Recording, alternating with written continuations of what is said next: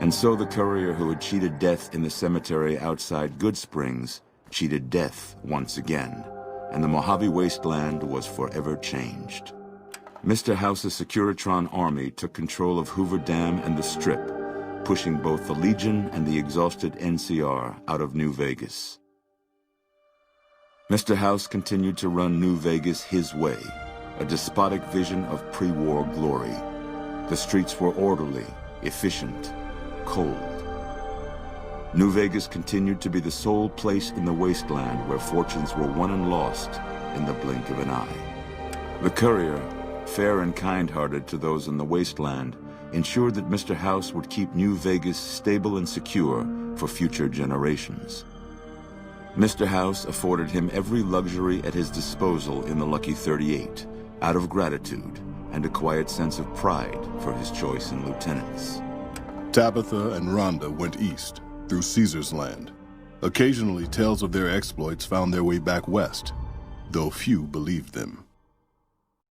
Eventually, the stories concerning the duo were collected and published, and proved to be quite popular with children.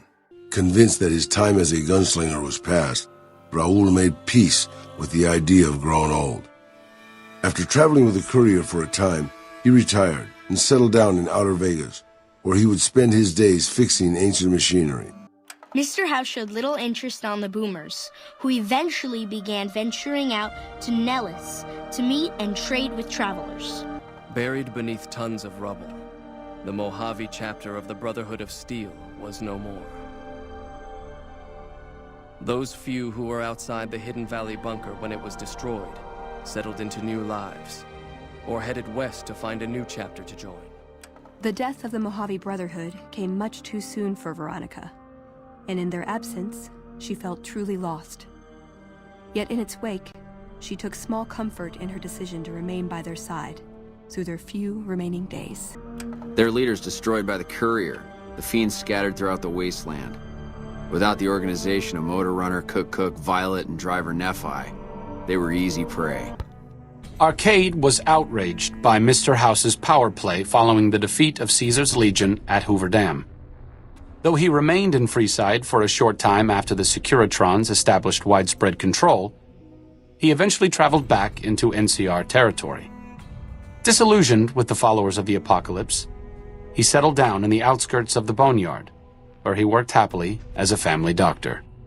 After Mr. House gained control of New Vegas, he sent a Securitron to Goodsprings as a token of appreciation for helping the courier. Victor was a mixed blessing, however, as he continually monitored the town for Mr. House. The slaughter of the Van Graffs and the Crimson Caravan caused no end of trouble for NCR back west. Already struggling, NCR's supply lines suffered further as the two caravans withdrew support until the massacre in the east was resolved. Cass lived to see Hoover Dam in its old world glory, humming with power the likes of which the Mojave had never seen. Vegas burned brighter than ever. Securitrons filled the streets, and Cass's heart skipped, just a little. Her last words were to the dam and to herself. We were going full speed ahead, but facing backwards the whole time. During the Battle of Hoover Dam, the Great Khans quickly evacuated Red Rock Canyon and headed north and east into the plains of Wyoming. There, they reconnected with the followers of the Apocalypse and rebuilt their strength. Bolstered by ancient knowledge of governance, economics, and transportation, they carved a mighty empire out of the ruins of the Northwest. Thanks to the courier and Lily, a cure for the Nightkin's schizophrenia was found shortly after Dr. Henry's experiment concluded. Nightkin and other super mutants in the wasteland flocked to Jacobstown, and the town became known as a haven where a mutant could find peace. Lily continued to take her medicine at half doses, and although she remembered her grandchildren, her mind remained muddled and confused. Eventually, she parted ways with the courier and traveled west, seeking the remnants of her past. During the second Battle of Hoover Dam, Some kings took it upon themselves to launch several attacks on NCR citizens and soldiers around Freeside. Mr. House looked on these actions favorably, seeing them as proof of the king's loyalty to New Vegas, and decided to leave them alone. With the transplant of Lupa's brain, Rex gained all of the donor's experiences traveling with the Legion. These melded well with his own memories of the Legion, and his new mind quickly adjusted to the myriad memories. Shaped up by the Courier's advice, the Misfits distinguished themselves during the Legion's attack on Camp Golf. Mags was finally promoted to sergeant, and the rest of the Misfits received an official commendation. They continued to serve with distinction for many years. Though Novac was a low-priority target for the Legion, many of Novac's citizens died in its defense. In the weeks that followed, several bright followers returned to Novac to help restore its defenses, allowing it to remain independent of NCR. Though NCR was withdrawing from the region, Boone remained in New Vegas, finding work as a security guard and caravan scout along the highways.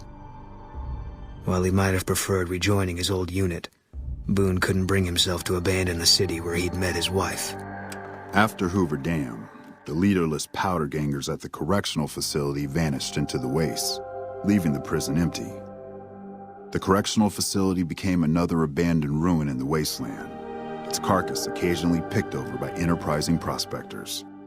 After the majority of the Vault 19 powder gangers joined the Great Khans, the weaker members scattered throughout the Mojave wasteland.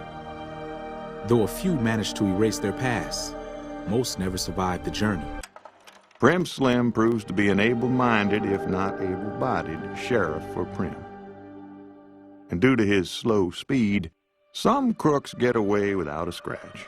But Prim continues to prosper under his watchful, robotic eye.